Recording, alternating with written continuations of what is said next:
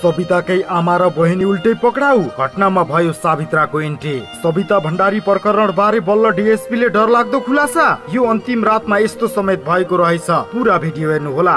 नमस्कार दर्शक बिनहरू, हामी सावित्रा भण्डारीको फलोअप रिपोर्ट तपाईलाई प्रस्तुत गर्दै आइरहेका छौं। हामीलाई सब्स्क्राइब गर्नु भएको छैन भने सब्स्क्राइब गरी हामीसँग जोडिनु होला र तपाईलाई मन पर्यो भने शेयर गर्नु होला, लाइक गर्न चाहिँ नभुल्नु होला र हेरिसकेपछि मात्रै मनमा लागेका ती कुराहरू कमेन्टमा लेख्नु होला। हामी पछिल्लो क्रममा सावित्रा भण्डारीको रहस्यमय मृत्युको फलोअप रिपोर्ट तपाईलाई प्रस्तुत गर्दै आइरहेका छौं। हामीलाई अन्तिमसम्म हेरेर साथ दिनु होला। चितवनकी सविता भण्डारी घटनालाई लिएर प्रहरी कार्यालय अगाडि बवाल भएको छ। प्रहरीले केहीलाई पक्राउ समेत गरेको भिडियोमा देख्न सकिन्छ। घटनालाई प्रहरीले हलुका ढंगले लिएको र अनुसन्धान फितलो रहेको आरोप लगाउँदै सविताका माइती र उनका समर्थनहरू प्रहरी कार्यालय घेराउ गर्न गएको देखिन्छ। उनीहरूले नाराबाजी गरेका छन्। प्रहरीले सावित्राको आमा र बहिनी र केही अभियन्ताहरूलाई पक्राउ गरेको देखिन्छ। यो घटना कर्णाली विरुद्ध आवाज उठाउँदै आएकी सावित्रा सुवेदी पनि पुगेकी छन्। उनी पनि प्रदर्शनीमा सहभागी हुँदा प्रहरीले पक्राउ गरेको छ। सविताको परिवार र सावित्राका समूहका अभियन्तालाई प्रहरीले पक्राउ गरेको हो। यो क्रममा स्थानीय र सविताका न्याय दिलाउन भन्दै आन्दोलनमा लागिरहेकाले नाराबाजी समेत गरेका थिए। चितवनकी सविता भण्डारीको करिब 1 महिना अघि रहस्यमय निधन भएको थियो।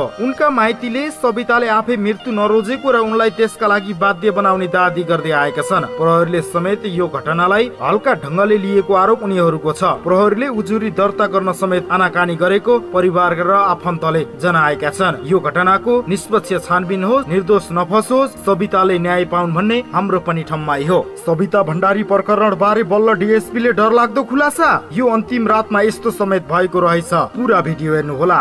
आफ्नै ससुराले गोप्य अंगहरूमा छुने जस्ता नराम्रा हरकत गरेका भिडियोहरू एकाएक मिडियामा आएका छन्। परिवार भित्रै असुरक्षित बनेका छन् नेपालका महिलाहरू भन्दै धेरैले यो घटनाको विरोध गरिरहेका छन्। आफ्नै बुहारीमाथि कुदृष्टि लगाउने ससुरालाई देशव्यापी रूपमा कड़ा कारबाहीको माग भइरहेको छ। यद्यपि घटना निकै रहस्यमय रहेकाले प्रहरीले अनुसन्धान गरिरहेको छ। के हो त वास्तविकता, त्यो आउन भने अझै बाँकी रहेको छ।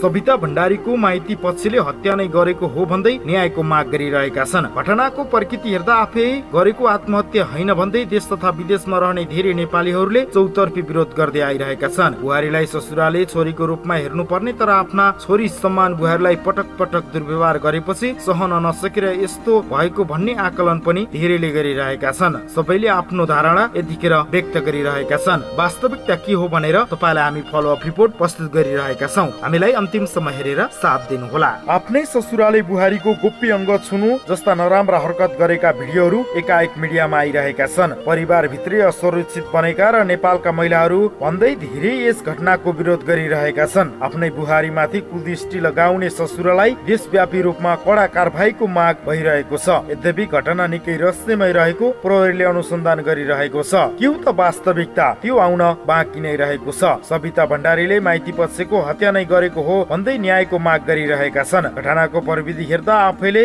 आत्महत्या होइन भन्दै देश तथा विदेशमा रहने नेपालीहरूलाई चौतर्फी विरोध गर्दै आइरहेका छन्। बुहारीलाई ससुराले छोरीको रूपमा हेर्नुपर्ने तर आफ्नै छोरीको सम्मान बुहारीलाई पटक पटक दुर्व्यवहार गरेपछि सहन नसकेर यस्तो भएको भन्ने आकलन पनि धेरैले गरेका छन्। सबै आफ्नो धारणा राखिरहेका छन्। यति सानो छोराको का खुसी हो, मेरी दिदीलाई मारेको हो भन्दै बहिनीले सार्वजनिक गरिन् ससुराको घिनलाग्दो करतुत। वैशाख 4 गतेको घटना हो। चितवन शारदा नगर स्थित महानगरीय प्रहरी काठमाडौँमा रहेको सविता धिताल भण्डारीको माइतीलाई सम्पर्क गर्छ र सविता धिताङ भण्डारीले केही घण्टा अगाडि देहत्याग गरेको र मृतकको शव अस्पतालमा पुर्याइएको सकेसम्म छिटो सम्बन्धित अस्पतालमा आइपुग्न अनुरोध गर्छन्। यस्ता सविताको माइती परिवार स्तब्ध बन्छन्। त्यो सूचनालाई स्वीकार्न सक्दैनन्। माइती पक्षले सविताको परिवारलाई सम्पर्क गर्न कोसिस गर्छ तर सम्पर्कमा परिवार भित्रका सदस्य कोही आउँदैनन्। अन्ततः परिवार नजिकका आफन्तसँग सम्पर्क हुन्छ र सविताको माइतीले कल्पना गर्नसम्म नसकेको घटनालाई स्वीकार्न बाध्य हुन्छन्। केही घण्टा भित्र माइती पक्ष सम्बन्धित अस्पताल पुग्छन् जहाँ सविताको शव पोस्टमार्टमको निम्ति अस्पताल पुर्याएको हुन्छ।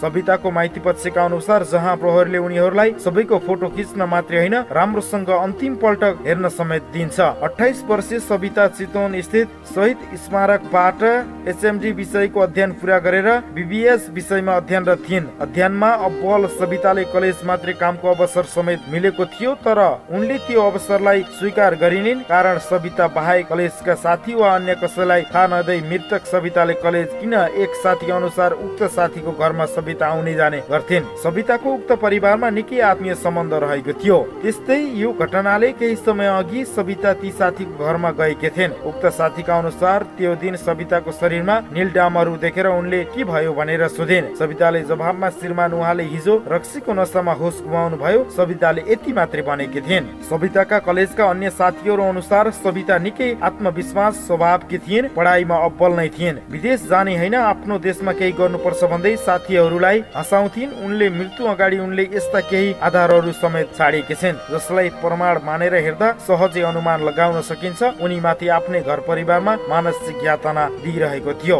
अहिले यो घटनाको सामाजिक सञ्जालमा निकै तातेको छ। विभिन्न माध्यमबाट सविताले न्यायका लागि पहल गरेका छन्। श्रीमानले यातना दिने, ससुराले यो सम्बन्ध गर्न समेत माग गर्ने, प्राइभेट पाटाहरू सुमसुमाउँदै विभिन्न हरकत गर्ने गरेपछि उनले बाध्यात्मक भएर बस्न परेको अवस्थामा उनले अब बाहिर कुरा ल्याउने भइन् भनेर परिवारले नै सिद्धाएको भन्ने सविताको परिवारको आरोप रहेको छ। सविता भण्डारीलाई ससुराले गरेको अर्को घिनलाग्दो हरकत बाहिरियो। आफ्नै ससुराले बुहारीको गोप्य अङ्गमा छुनु जस्ता नराम्रा हरकत गरेको भिडियोहरू एकाएक मिडियामा आइरहेका छन्। परिवार भित्रै असुरक्षित बनेका छन् नेपालका महिलाहरू भन्दै धेरैले यस विषयको घटनाको विरोध गरिरहेका छन्। आफ्नै बुहारीमाथि कुदृष्टि लगाउने ससुरालाई देशव्यापी रूपमा कडा कारबाहीको माग भइरहेको छ। यद्यपि घटना निकै रहस्यमय रहेकाले प्रहरीले अनुसन्धान गरिरहेको छ। के हो त वास्तविकता त्यो आउन भने अझै बाँकी रहेको छ। सविता भण्डारीको माइती पक्षले हत्या नै गरेको हो भन्ने न्यायको माग गरिरहेका छन्। घटनाको प्रविधि हेर्दा आफै गरेको आत्महत्या होइन भन्दै देश तथा विदेशमा रहने धेरै नेपालीहरूले चौतर्फी विरोध गर्दै आइरहेका छन्। बुहारीलाई ससुराले छोरीको रूपमा हेर्नु तर आफ्नै छोरी सम्मान बुहारीलाई पटक पटक दुर्व्यवहार गरेपछि सहन नसकेर यस्तो भएको भन्ने आकलन पनि धेरैले गरेका छन्। सबै आफ्नो धारणाहरू यतिखेर सार्वजनिक गरिरहेका छन्। सविता भण्डारी प्रकरण, ससुराले बुहारीको संवेदनशील अङ्ग छुने गरेको घिनलाग्दो हरकत बाहिरियो। आफ्नै ससुराले बुहारीको गोप्य अङ्गमा छुने जस्ता नराम्रा हरकत गरेका भिडियोहरू एकाएक बाहिर आइरहेका छन्। परिवार भित्रै असुरक्षित बनेका छन् नेपाल महिलाहरू भन्दै धेरैले विरोध गरिरहेका छन्। आफ्नै बुहारीमाथि कुदृष्टि लगाउने ससुरालाई देशव्यापी रूपमा कडा कारबाहीको माग भइरहेको छ। यद्यपि घटना निकै रहस्यमय रहेको प्रहरीले अनुसन्धान गरिरहेको छ। सविता भण्डारी प्रकरण, ससुराले बुहारीको संवेदनशील अङ्गमा छुने गरेको घिनलाग्दो हरकत बाहिरियो। आफ्नै ससुराले बुहारीको गोप्य अङ्गमा छुने जस्ता नराम्रा हरकत गरेको भिडियोहरू एकाएक मिडियामा आइरहेका छन्। परिवार भित्रै असुरक्षित बनेका छन् नेपालका महिलाहरू भन्दै धेरैले यस विषयको घटनाको विरोध गरिरहेका छन्। आफ्नै बुहारीमाथि कुदृष्टि लगाउने ससुरालाई देशव्यापी रूपमा कडा कारबाहीको माग भइरहेको छ। यद्यपि घटना निकै रहस्यमय रहेको प्रहरीले अनुसन्धान गरिरहेको छ। के हो त वास्तविकता त्यो आउन बाँकी नै रहेको छ। सविता भण्डारीको माइती पक्षले हत्या नै गरेको हो भन्दै न्यायको माग गरिरहेका छन्। घटना प्रविधि हेर्दा आफै गरेको हत्या होइन भन्दै देश तथा विदेशमा रहने नेपालीहरूले चौतर्फी विरोध गर्दै आइरहेका छन्। बुहारीलाई ससुराले छोरीको रूपमा हेर्नुपर्ने तर आफ्नै छोरी सम्मान बुहारीलाई पटक पटक दुर्व्यवहार गरेपछि सहन नसकेर यस्तो भएको आकलन धेरैले गरिरहेका छन्। सबैले यतिखेर आफ्नो धारणा सार्वजनिक गरिरहेका छन्। वैशाख 4 गतेको घटना हो यो। चितवन शारदानगर स्थित महानगरीय प्रहरीले काठमाडौँमा रहेको सविता धिताल भण्डारीको माइतीलाई सम्पर्क गर्छ र सविता धिताल भण्डारीले केही घण्टा अगाडि देह त्याग गरेको र मृतकको शव अस्पताल पुर्याइएको सकेसम्म छिटो सम्बन्धित अस्पतालमा आइपुग्नु अनुरोध गर्छ। यस्ता सविताको माइती परिवार स्तब्ध बन्छ। त्यो सूचनालाई स्वीकार नै सक्दैन। माइती पक्षको सविताको परिवारलाई सम्पर्क गर्न कोसिस गर्छ तर सम्पर्कमा परिवार भित्रका सदस्य कोही आउँदैन। अन्ततः परिवार नजिकका आफन्त सम्पर्क हुन्छ। सविताले माइतीले कल्पना गर्नसम्म नसकेको घटनालाई स्वीकार्न बाध्य हुन्छन्। केही घण्टा भित्र माइती पक्ष सम्बन्धित अस्पताल पुग्छ जहाँ सविताको पोस्टमार्टमका लागि अस्पतालमा पुर्याइएको हुन्छ। सविताको माइती पक्षका अनुसार जहाँ प्रहरीले उनीहरूलाई सबैको फोटो खिच्न मात्रै होइन राम्रोसँग अन्तिम पल्ट हेर्न समेत दिन्छ। 28 वर्षीय सविता चितवन स्थित शहीद स्मारकबाट एचएमए विषयको अध्ययन पूरा गरेर बीबीएस विषयमा अध्ययनरत थिइन्। अध्ययन अब्बल सविताले कलेजबाटै कामको अवसर समेत मिलेको थियो तर उनले त्यो अवसरलाई स्वीकार गरिन् कारण सविता बाहेक कलेजका साथी वा अन्य कसैलाई थाहा नभए मृतक सविताले कलेज किन एक साथीको अनुसार उक्त साथीको घरमा सविता आउने जाने गर्थिन्। सविताको उक्त परिवारमा निकै आत्मीय सम्बन्ध रहेको थियो। त्यस्तै यस घटनामा केही समय पनि सविता र ती साथीको घरमा गएकी थिइन्। उक्त साथीका अनुसार त्यो दिन सविताको शरीरमा नीलडामहरू देखेर उनले के भयो भनेर सोधेकी थिइन्। सविताले जवाब दिइन्, श्रीमान उहाँले हिजो हिजो रक्सीको नशामा होस गुमाउनु भएको थियो। सविताले यति मात्रै बोलिन्। सविताको कलेजका अन्य साथीका अनुसार सविता निकै आत्मविश्वासी स्वभावकी थिइन्, पढाइमा निकै अब्बल थिइन्। विदेश जाने होइन, आफ्नै देशमा केही गर्नुपर्छ भन्दै साथीहरूलाई हँसाउँथिन्। उनले मृत्यु अगाडि यस्ता केही आधारहरू समेत छाडेकी छिन् जसलाई प्रमाण मानेर हेर्दा सहजै अनुमान लगाउन सकिन्छ उनी माथि आफ्नै घर परिवारले मानसिक यातना दिइरहेको थियो।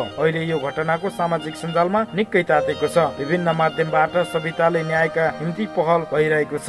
श्रीमानले यातना दिने, ससुराले यौन सम्पर्क गर्न समेत माग गर्ने, प्राइभेट पाटाहरू सुमसुमाउँदै विभिन्न हरकत गर्ने गरेपछि उनले बाध्यात्मक भएर बस्नु परेको अवस्था, उनले अब बाहिर कुरा ल्याउने भइन् भनेर परिवारले नै सिद्धाएको भन्ने सविताका माइती पक्षको आरोप रहेको छ। हामीलाई अन्तिम सम्म हेरेर साथ दिनु भएकोमा तपाईलाई धन्यवाद। हामीलाई सब्स्क्राइब गर्नु भएको छैन भने सब्स्क्राइब गरी हामीसँग जोडिनु होला। अन्तिम सम्म हेरेर साथ दिनु भयो, लाइक गर्नु होला, शेयर गर्नु होला र मनमा लागेका ती कमेन्टहरू पनि गर्न नभुल्नु होला। सविता भण्डारीको चितवन गएर हामी केही दिनपछि फलोअप रिपोर्ट तपाईको लागि हामी प्रस्तुत गर्छौं र न्यायको लागि तपाई हामी सबै एकजुट भएर अगाडि बढ्नु पर्ने हुन्छ।